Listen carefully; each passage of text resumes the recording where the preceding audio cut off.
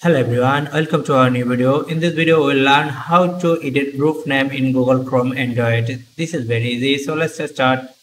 First open Google Chrome, then tap here. Now select the group which you want to rename. For example, I select that group. Now tap on here. Now tap on edit group name. Now write a name.